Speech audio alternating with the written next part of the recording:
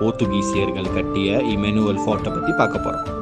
உலகத்தில் கடல் பயணத்தின் மூலம் பல நாடுகளை கண்டறிந்து அந்த நாடுகளை கைப்பற்றிய முதல் ஐரோப்பிய நாடாக போர்த்துகல் விளங்குகிறது. போர்த்துகீசியர்களின் கடற்பயணத்தின் முக்கிய நோக்கம் இந்தியாவுடன் வணிகம் மேற்கொண்டு அங்கு ஆட்சியை அமைத்து கிறிஸ்துவ மதத்தை பரப்ப வேண்டும் என்பதே ஆகும். இப்படி வணிகத்திற்காக இந்தியாவிற்கு வந்த போர்த்துகீசியர்கள் முதலில் தென் இந்தியாவில் கேரளாவின் கடற்கரைக்கு வருகிறார்கள்.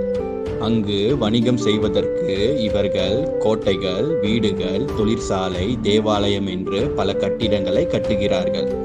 இப்படி போர்த்துகீசியர்கள் கட்டிய முதல் கோட்டை கொச்சின் கடற்கரை ஓரத்தில் அமைந்துள்ளது.